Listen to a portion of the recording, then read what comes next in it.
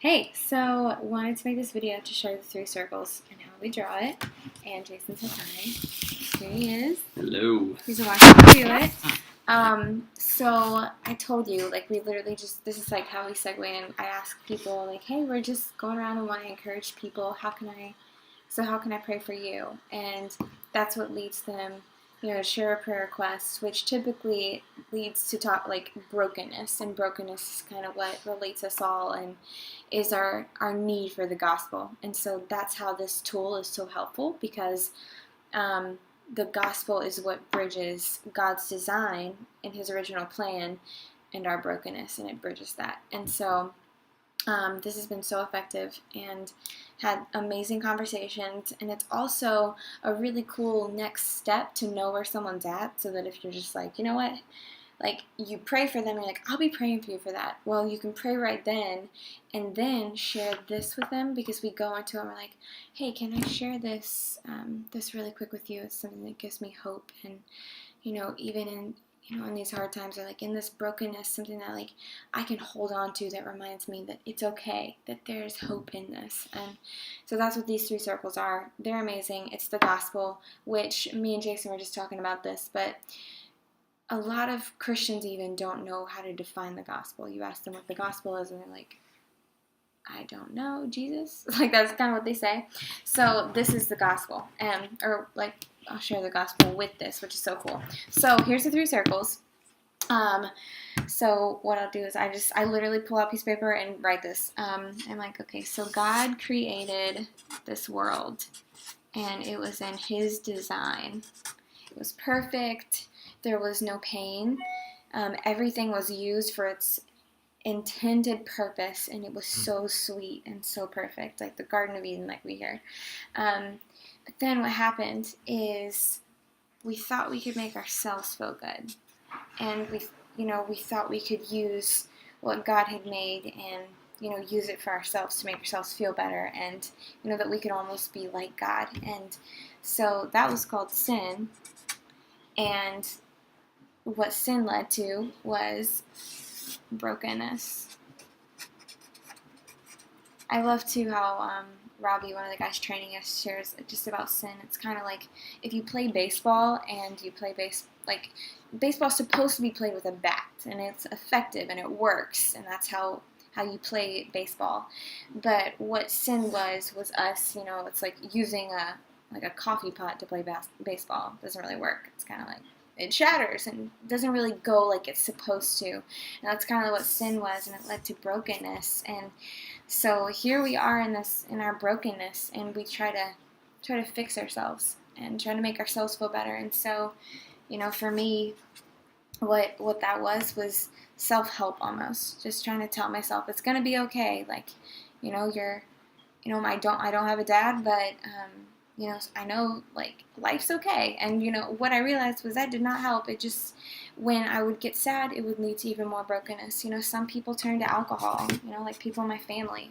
Some turn to drugs, some turn to pornography, some, just all different things. People trying to make themselves feel better and fill that gap that just, honestly doesn't ever fill. And what you notice is it just leads you to more brokenness. You can't heal your brokenness. And so Jesus, God, did not leave us in our brokenness. He created the gospel, meaning Jesus came down in this world, lived a perfect life. He died on the cross. He was that, he died for us on the cross, the death that we should have faced and the penalty we should have had. He did that for us. And he didn't stay dead. Satan had thought he had won. But Jesus rose again 3 days later and defeated death. And now he is reigning alive. Like, he could not die. Nothing could stop him. Nothing could hold him down. And just as he is alive in us. And so we have the gospel, and so all we have to do is we repent and believe in Jesus, and it allows us to recover and pursue God's design. And yeah, would you add anything else to that? No, just what you said at the end. Yeah. So then at the end, I just asked them, I'm like, so where do you see yourself in this picture? And most people say right here, like over in this brokenness.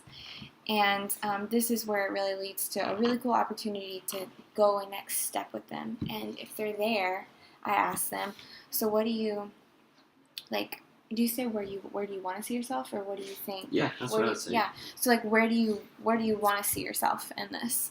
Most of the time, people will say here. Some people say like, well, I don't believe any of this, or some people say karma. I've heard tons of things. So say, where do you see yourself? And if they say here, I'm like, well, what do you think is stopping you from believing this? And that just really leads into a deeper conversation and kind of like go next steps from there. That's what we do. Okay, so you saw Emerald go through it, right? I want to go through my version. So you see it twice. You see two different people do it, and just kind of get a good idea of what the 3 circles is. So let me share something that gives me a lot of hope. It starts with God's design. She has way better handwriting than I do, especially when my hands are sweaty. Really sweaty. I don't know why. Anyways, starts with God's design. This was God intending to have a relationship with us, right? A perfect relationship in which and we were using everything that God gave us for His intended purpose, right?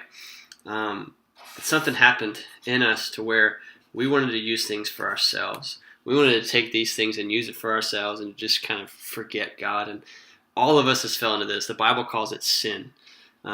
Which means is doing what we want, when we want, and how we want it, right? And this led us to the only thing it ever can lead us to, and that's brokenness. I cannot get over how sweaty my hands are right now. And man, brokenness is so many different things. We have that hole in our heart where we realize that what we're doing isn't really satisfying us, and we try to get out of this brokenness by so many ways, right? Some people lead to alcohol, drugs, right? That's what we typically go to. But man, there's other people like me. I went to pornography. I went to wanting everyone to like me, and I went to people and girls to try to fulfill my satisfaction, and it just led me back into brokenness. It led me more anxious and more exhausted searching for that stuff, and it never actually filled. And this could look for fame and money, the American dream, that man, if I just had the right job, the right woman, and the right house, everything would be okay. And that only leads back to brokenness. But the coolest part about this is that God didn't leave us there. God actually came down on this world, into this world. His name was Jesus, right? He actually lived a perfect life. Amidst the brokenness and the sin and the hard parts of this world, he actually lived perfectly in God's design. He died and actually gave himself up for us, for our brokenness. And he didn't stay there, right? He actually beat brokenness. He raised from the dead, left brokenness in the grave, and he arose a Savior, saving us from our own problems, our own sin, and our own brokenness. And this is offered to us, right? If we were simply turn and trust. Oh, I said repent and believe. Sorry. Yeah, these are 2 different ways you can do it. Turn and trust. Okay. It just depends, whatever. Turn and trust sounds more. It's literally nicer. The same thing. Yeah, but that we just turn from our brokenness. This leads us nowhere. To begin to trust that Jesus gives us everything that we need. That Jesus is everything, and in believing Him, something amazing happens in us. We begin to recover and pursue God's design. No, I'm not perfect. No, I'm not always living in God's design, but through Jesus, God looks at me like that, and I have a relationship with God again, and I can pursue living in His good design, and it has given me such a peace and a hope in my life. So for you, when you look at these circles, when you look at these things, where do you see yourself? What circle do you see yourself in? And that's where I go from it there. And, Emerald already kind of went through it. I wanted to get you 2 different reps, right? I want you to see these things twice. And before you just, we label it off as something cool, I'd love for you guys to share it with each other. So if you guys practice it with each other, so share with Christiana, share with Jeff. Hi guys.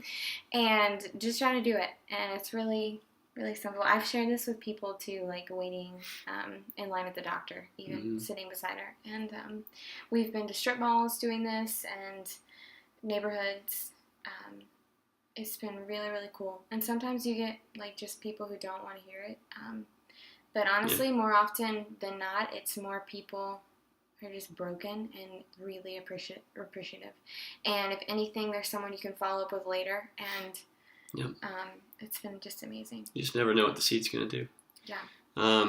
If this is something that seriously intrigues you guys, that you want more on it, we could talk about it more, Skype together. I'd love to see how you guys are doing.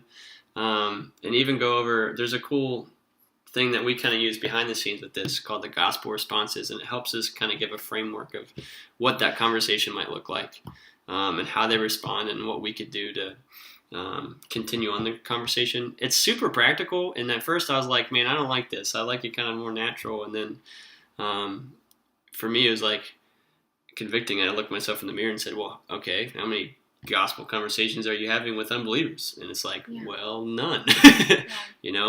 And so that's when I just kind of began to like buy into this, and it's really just transformed my life. Not the tool itself, but just sharing the gospel and getting out there, and like the boldness, just some practical steps on how to do it. For like gospel community, being in the location you're at, like getting in that community, like what a cool way to just ask if you can pray for people and then share this with them, see where they're at.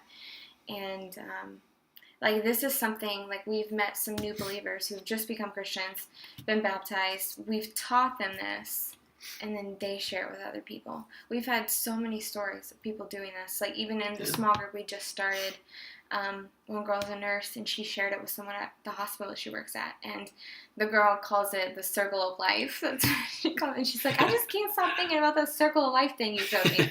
And anyway, she wants to come check out our small group. So, and they don't go to church. So this has just been really, really cool. Like, we've just seen so much. And So, anyway, we love you guys. Love you guys. Yeah, we just want to show them. Yep. Bye.